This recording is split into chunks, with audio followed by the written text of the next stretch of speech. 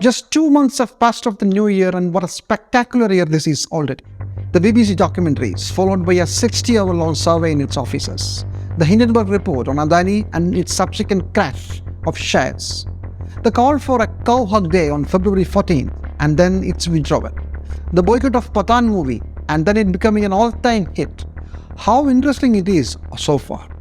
But we are not social commentators or journalists. We are just those who follow the money, the economy, the inflation, the budget. For many, it's the boring stuff. It's very rare that we get some blockbuster on our platter, like the Hindenburg Report.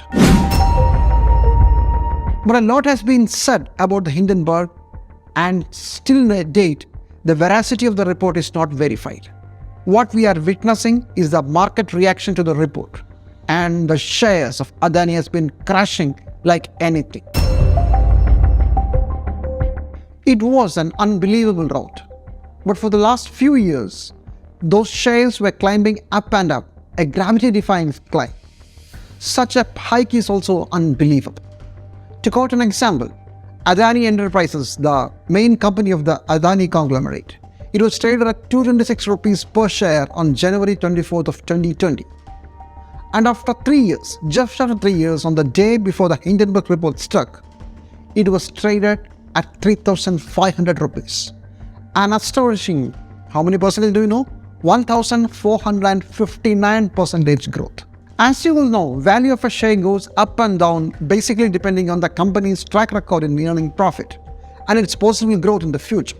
Of course, general trends in the economy and the society also affects it, but mostly temporary, like a war or a declaration or something. And what is Adani Group's track record?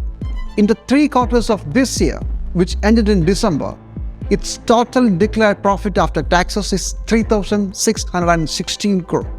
Is it big? Is it very big? Wait for the others. Reliance Industries made 15,792 crore at the same time. For the top 6 companies of the Tata Group combined, it is 13,622, way ahead of Adani. Still, the Adani Group shares shot up and up. How? Why? We don't know. Let's look at some of the parameters. One is the operating margin, which is profit after raw material cost, labor and other expenses. Adani Enterprises' operating margin was going down for some time, from 7.16% till 2015 to 4.27% in the next 6 years, and then 3.60% in the last 12 months. Another is return on capital, which is earnings before interest and taxes divided by capital employed. We take the same period, and it is declining there too, from 14.69% to 4.45%, and then in the last 12 months, it has come down to 3.18%. Now let's look from where the Adani Enterprises is bringing in money for business. It has been taking huge loans compared to equity or shares. Till 2015, 91.26% of funds came from debt.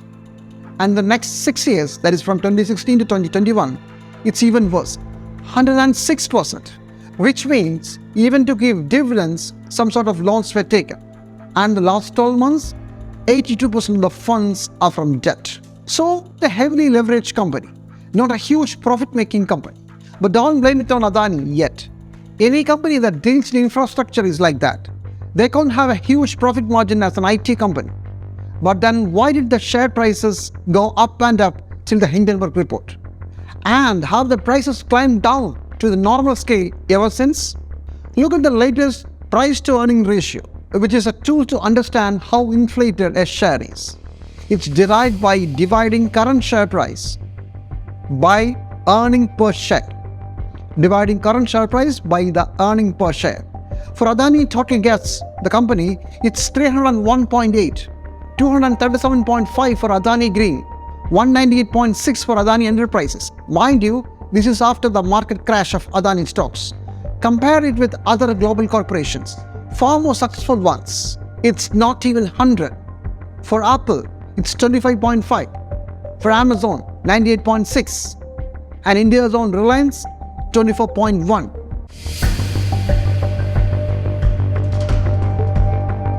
Again, the same question.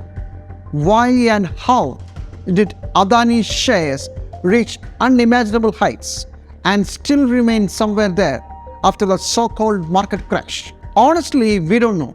Hindenburg Report alleges it was a game of shell companies jacking up the share price using funds moved out illegally from the country. Is it true? We don't know. Let the inquiry of various government agencies find out.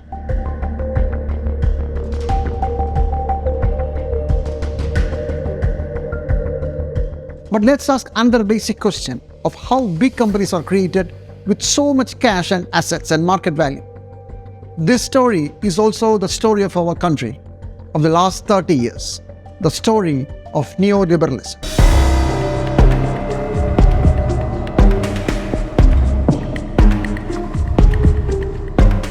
In the 1990s, the floodgates were opened for the private investment and the economy boomed. Lot of business establishments sprang up. But still, the infrastructure sector remained a taboo. Why? It required large investments. And number two, it needed more time to become operational and make profit. And number three, profit margins were low because the pricing policy of public enterprises, which were already operating in those areas, made it like that. That was the policy of the government at that time. Okay, then how did Adani and similar companies come into infrastructure? Into seaports, airports, power generation, communication infrastructure, mining, metals. Let me explain. As mentioned earlier, our economy was booming, especially after the turn of the century. GDP growth was around 8% every year. Foreign financial capital was flowing into our bond and equity markets. Banks swelled with deposits, with money, and it set off a credit boom. Then the banks waded into more areas to give loan, including infrastructure, which was earlier considered too risky. The nationalist banks led the way, beginning with the State Bank of India. The government's own insurance conglomerate, Life Insurance Corporation, the LIC, soon came along. Adani's and Ambani's and similar groups got money for expansion. Huge money. But isn't it fair to help private players to invest more? Help to build the Indian economy? Of course, yes. But what I have said so far is only half of the story.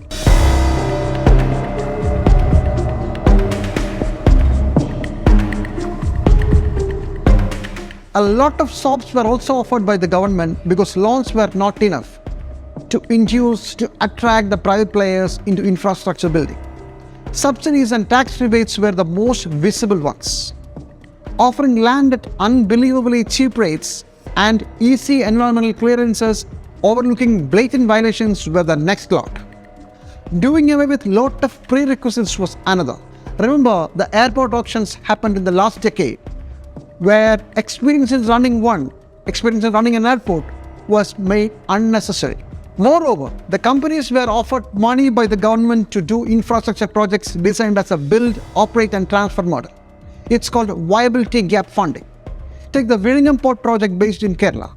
The government, both the union and the state combined, will pay 1,635 crore out of the 4,089 crore project needed to the Adani ports, the company who won the contract. Remember, this is a port where the ownership will remain with the company, the Adani in this case, for up to 60 years.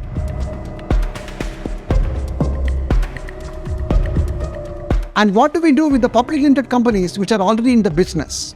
Some faded away as competition intensified, but some were forced to die.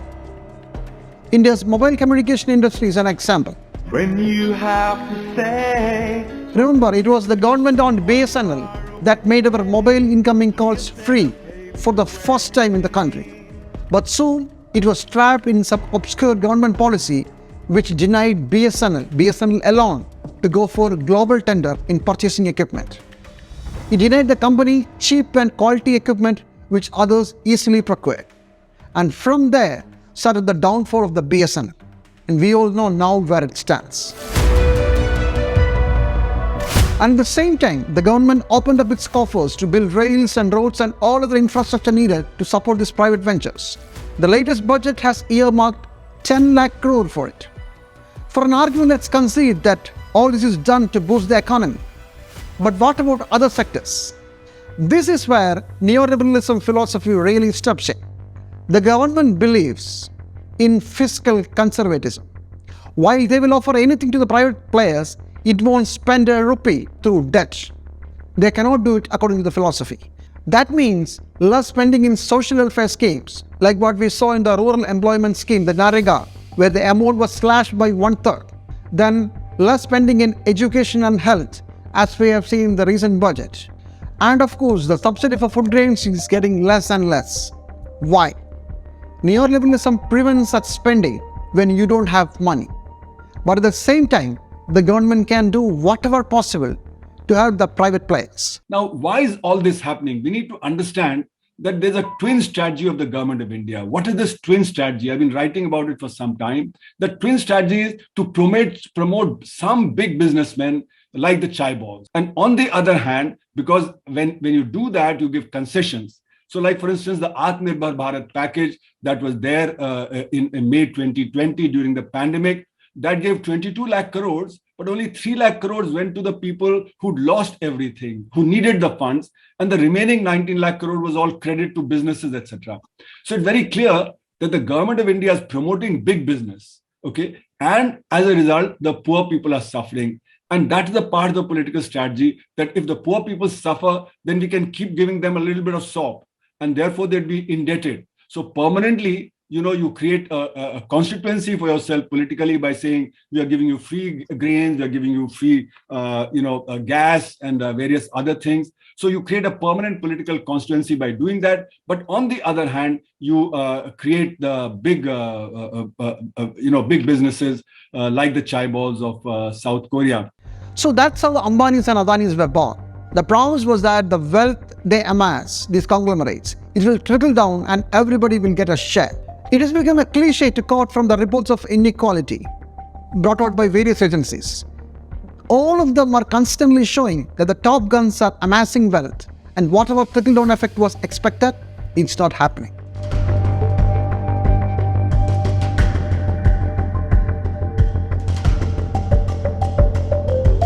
They consider us, India, as one of the most unequal countries in the world. We are staring at an unemployment rate inching towards 9%. And with the recession looming large, things can get even worse. The approach towards prosperity and economic growth has to change fundamentally. But till then, let's hope that the investigation initiated will throw some light into the alleged remains of shell companies doing the manipulation. But before we conclude this episode, let me tell you that the laws of our country don't even define what a shell company is. Yes, we heard it from the horse's mouth. Answering a Rajya Sabha question on shell companies some years back on February 6, 2018, the government stated, the Company Act of 2013 does not define the term shell company. So that means we don't have a definition of what a shell company is, which also means that any law to check the abuse of shell companies, which are formed just for the purpose of money laundering, is absent in India. One more thing before we go. The Reserve Bank of India has said on record that it is summoning details of loans by Indian banks to entities of the Adani Group. That's shocking.